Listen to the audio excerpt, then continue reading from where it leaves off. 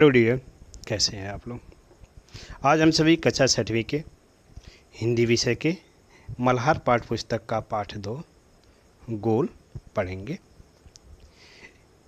इसके शब्दार्थ जानेंगे, व्याख्या एवं पठित गद्यांश को सीखेंगे। इस पाठ का नाम पढ़कर आपके मन में कुछ गोल वस्तुओं के नाम या चित्र उभरे होंगे। गोल गेंद, गोल रोटी, गोल चंद्रमा आदि, क्योंकि इन सभी का आकार गोल ही होता है। लेकिन यह पाठ एक विशेष प्रकार के गोल और उसे करने वाले के बारे में है। यह पाठ एक प्रसिद्ध खिलाड़ी के संस्मरण में जो बीत गई हैं घटनाएं उसको याद करके लिखना, वह संस्मरण कहलाता है। का एक अंश है। आइए इसे पढ़ते हैं और जानते हैं कि कौन से थे वे प्रसिद्ध खिलाड़ी। तो चित्र देख रहे हैं, मेजर ध्यानचंद है। 1905 में इनका जन्म हुआ था, 1977 में इनकी मृत्यु हुई थी। तो चलिए इनके बारे में पढ़ते हैं, इनके संस्मरण को पढ़ते हैं।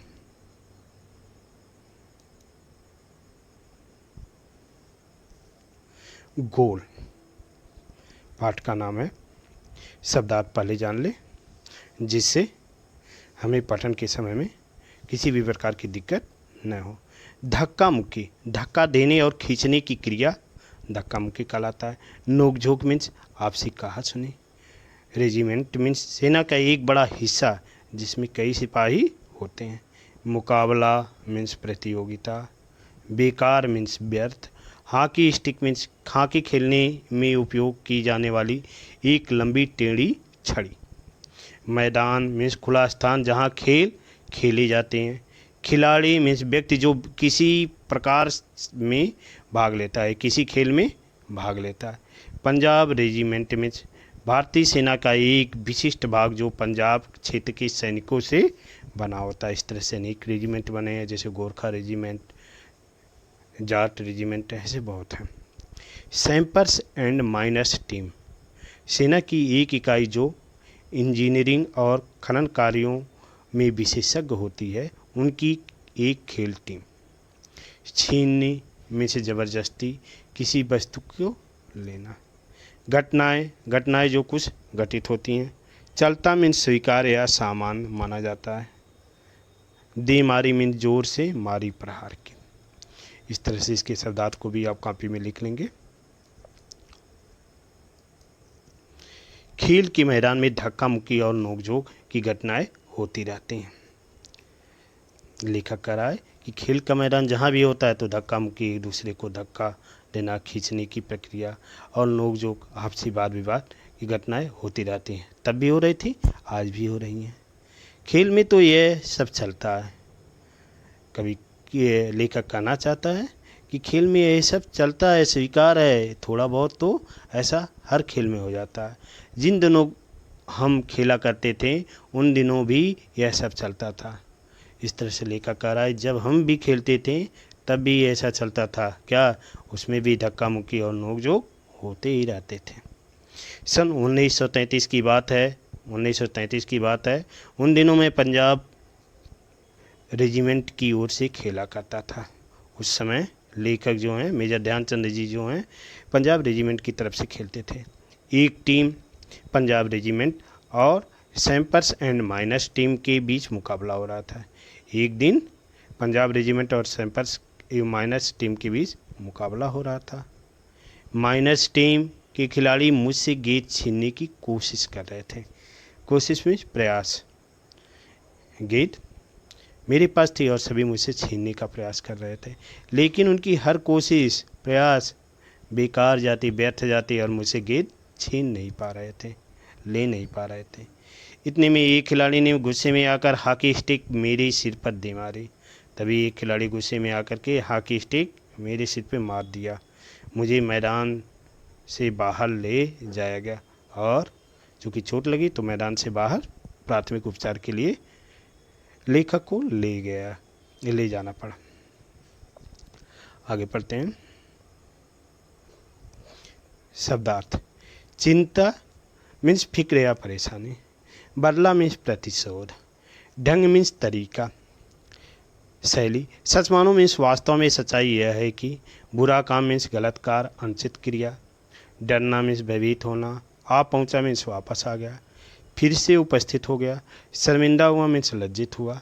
शायद मीन्स संभवतः, संभव है कि। बुरा काम मीन्स अनुचित या गलत कार्य। झटपट मीन्स बहुत जल्दी से, तेज़ी से। गोल मीन्स हॉकी या फुटबॉल जैसे खेलों में एक टीम द्वारा बनाई गई स्कोर को गोल कहते हैं। इस तरह शब्दार्थ जाने, इसे आप कॉपी में लिख लेंगे। व्याख्या देख रहे हैं। थोड़ी देर में मैं पट्टी बांधकर फिर मैदान में आ गया, यानी प्राथमिक उपचार के तौर पे पट्टी बांधकर मैदान में आ गया। आते ही मैंने उस खिलाड़ी की पीठ पर हाथ रख कर कहा, और जो ही मैं आया तो उसकी पीठ पर हाथ रखते हुए कहा, तुम चिंता मत करो, परेशान मत हो, इसका बदला मैं ज़रूर लूँगा। बदला मीन्स प्रतिशोध। मेरी इतना कहते ही कि वह खिलाड़ी घबरा गया, एकदम डर गया। अब हर समय मुझसे ही देखता रहता था। क्यों देखता रहता था? कि अपने बचने के लिए, कि कब मुझ पर प्रहार करेगा, कि मैं कब उसके सिर पर हॉकी स्टिक मारने वाला हूँ। इसलिए उसके खेलने की बजाय वह मुझसे देखता ही रहता था कि कब मैं वार करूँ और मैं उससे बचूं। मैंने एक के बाद एक झटपट 6 गोल कर दिए, और शीघ्र ही, झटपट में शीघ्र ही 6 गोल कर दिए। खेल खत्म होने के बाद मैंने फिर उस खिलाड़ी की पीठ थपथपाई और कहा, दोस्त, खेल में इतना गुस्सा अच्छा नहीं है। और जो ही खेल समाप्त हुआ तो मैंने फिर उसकी पीठ थपथपाई स्पर्श किया और कहा कि दोस्त, खेल में इतना गुस्सा नहीं करना चाहिए। मैंने तो अपना बदला ले ही लिया है। अब जोर दे रहे हैं कि मैंने अपना बदला ले ही लिया, लेकिन तुम जान ही नहीं पाए। अगर तुम मुझे हॉकी नहीं मारते तो शायद मैं तुम्हें 2 ही गोल से हराता। अगर हॉकी नहीं मारे होते तो मैं शायद 2 ही गोल से, संभवतः 2 ही गोल से हराता, क्योंकि उस समय तुम मन से खेलते और वो गोल रोकने का प्रयास करते, लेकिन इस समय मन से नहीं खेले। वह खिलाड़ी सचमुच बड़ा शर्मिंदा हुआ, लज्जित हुआ। तो देखा आपने मेरा बदला लेने का ढंग। तो लेखक कह रहा है, मेजर ध्यानचंद जी कह रहे हैं कि मेरे बदला लेने का ढंग, तरीका इस तरह से था। सच मानो, बुरा काम करने वाला आदमी हर समय इस बात से रहता है कि कहीं उसके साथ भी बुराई की जाएगी। यानी जो भी काम बुरा करता है वो हमेशा ये डरता है कि उसके साथ भी बुरा कार्य होगा, इसलिए वह अपना 100% नहीं दे पाता है। इस तरह से इसका व्याख्या होगा।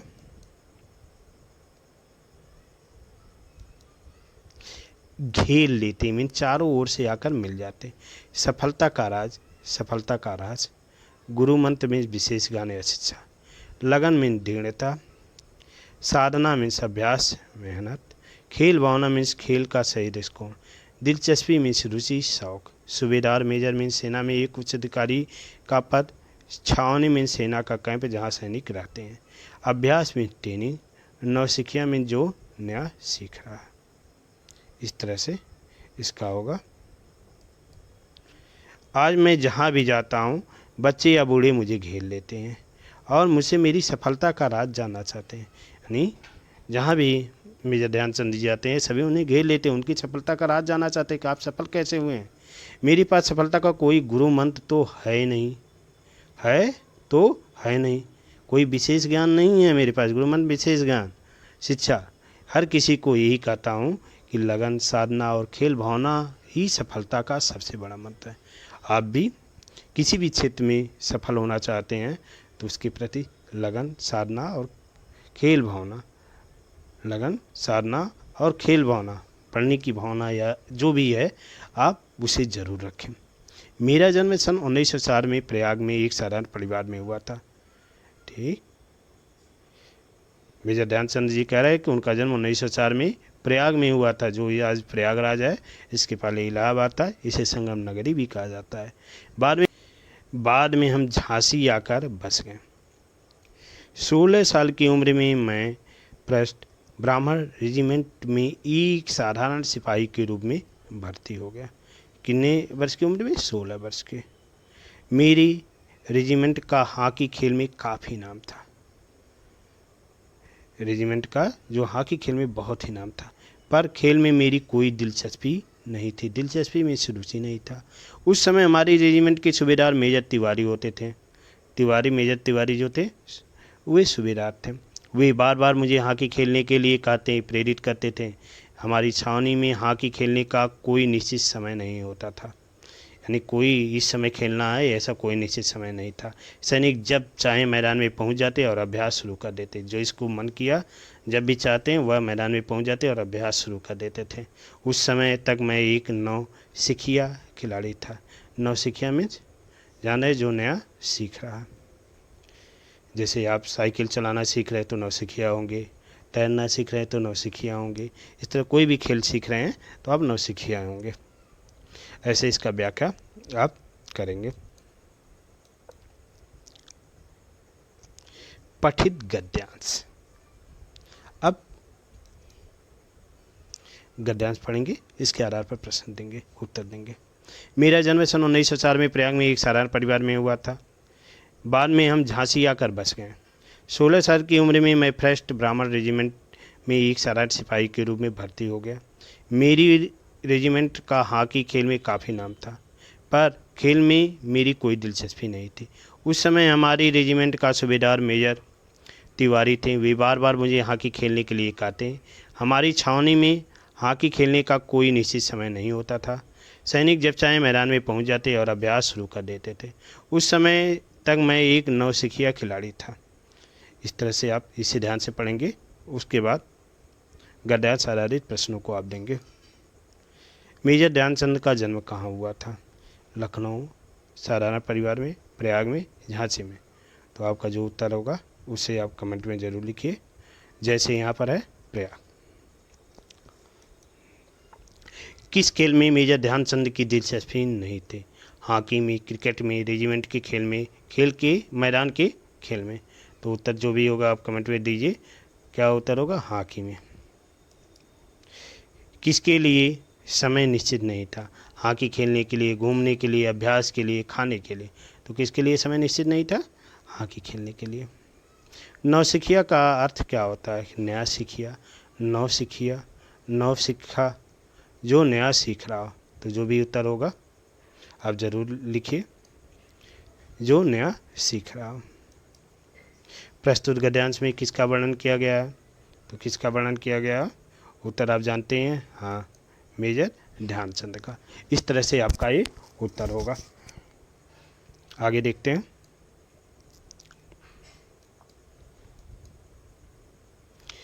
निखार, निखार में सुधार, प्रगति, उन्नति, तरक्की में पदोन्नति, उन्नति।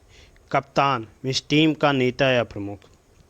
लांस नायक, सेना में एक पद जो सामान्य सिपाही से ऊपर होता है। हॉकी का जादूगर, हॉकी खेलने में कुशल व्यक्ति। यह उपनाम ध्यानचंद को दिया गया था। श्रेय, श्रेय मीन्स मान्यता या सम्मान। खेल भावना, खेल की नैतिकता और सही दिशा को खेल भावना कहते हैं। खेल प्रेमी मीन्स खेल को पसंद करने वाले लोग। इस तरह इसका शब्दार्थ आप कॉपी में ज़रूर लिखेंगे। जैसे जैसे मेरे खेल में निखार आता गया, वैसे वैसे मुझे तरक्की भी मिलती गई। यानी जैसे जैसे मेरे खेल में निखार आ रहा था वैसे वैसे मुझे तरक्की भी मिल रही थी। सन 1936 में बर्लिन ओलंपिक में मुझे कप्तान बनाया गया। 1936 में जब ओलंपिक हो रहा था, वही द्वितीय विश्व के पहले ही, तब इन्हें क्या हुआ? बर्लिन ओलंपिक, बर्लिन जर्मनी की राजधानी थी, उसे कप्तान बनाया गया उन्हें। उस समय मैं सेना में लांस नायक था। लांस नायक जाने, जो सामान्य सिपाही से ऊपर होते हैं। बर्लिन ओलंपिक में लोग मेरे हॉकी खेलने के ढंग से इतने प्रभावित हुए कि उन्होंने मुझे हॉकी का जादूगर कहना शुरू कर दिया। यानी हॉकी के कुशल खिलाड़ी को हॉकी का जादूगर यहाँ जान लिए, जो मेजर ध्यानचंद को कहा जाता है, वह समय कहना शुरू कर दिए थे। इसका यह मतलब नहीं कि सारे गोल मैं ही करता था। यानी ऐसा नहीं है कि सारे गोल मैं ही करता था। मेरी तो हमेशा यह कोशिश में प्रयास रहती कि मैं गेंद को गोल के पास जाकर अपने किसी साथी खिलाड़ी को दे दूँ, ताकि उसे गोल करने का श्रेय मिल जाए। नहीं, किसी साथी को दे दूँ ताकि उसे गोल करने का सम्मान मिल जाए। अपनी इसी खेल भावना के कारण मैंने दुनिया के खेल प्रेमियों का दिल जीत लिया, और इसी खेल भावना से मैं दुनिया के सभी खेल प्रेमियों का दिल जीत लिया था। बर्लिन ही एक जगह था जहाँ हिटलर से इनकी मुलाकात हुई थी, और हिटलर ने पैसा देकर, लालच देकर के उन्हें अपनी टीम में खेलने के लिए कहा था। बर्लिन ओलंपिक में हमें स्वर्ण पदक मिला। खेलते समय मैं हमेशा इस बात का ध्यान रखता कि हार या जीत मेरी नहीं बल्कि पूरे देश की है। यानी उनके अंदर राष्ट्रीयता की भावना कूट कूट करके भरी थी। वो हमेशा ये ध्यान रखते थे कि इस खेल में मेरी हार जीत नहीं बल्कि मेरे देश की हार जीत होगी, और इस तरह से वह राष्ट्रीयता की भावना से ओतप्रोत होकर के खेल खेलते थे। मेजर ध्यानचंद इसके लेखक हैं। लेखक के से परिचय। यदि कोई खिलाड़ी अपनी आत्मकथा का नाम गोल रखे तो इस नाम को पढ़कर इतना तो तुरंत समझ में आ जाता है कि उसे खेल से कितना प्यार रहा होगा। गोल अगर अपनी आत्मकथा का नाम रखेंगे तो कितना प्रेम होगा। जी हाँ, ये अमर खिलाड़ी हैं, हॉकी के जादूगर कहे जाने वाले मेजर ध्यानचंद। नहीं, ये मेजर ध्यानचंद है जिन्होंने अपनी आत्मकथा का नाम गोल रखा है। इतने महान कि भारत उनके जन्मदिन को 1905 से 1979 राष्ट्रीय खेल दिवस के रूप में मनाता है। यानी उनके जन्मदिन को राष्ट्रीय खेल दिवस के रूप में मनाया जाता है, जो 29 अगस्त है, जिससे लाखों भारतवासी उनके जीवन से प्रेरणा ले सके। इसलिए मनाया जाता है कि लाखों भारतवासी उनके जीवन से प्रेरणा ले सके। इतने महान खिलाड़ी कि भारत का सर्वोच्च खेल रत्न उनके नाम पर दिया जाता है। भारत का जो सर्वोच्च पुरस्कार है खेल रत्न, अब उनके नाम पर ही दिया जाता है। इस तरह से मेजर ध्यानचंद का सम्मान किया जाता है। धन्यवाद। आज बस इतना ही।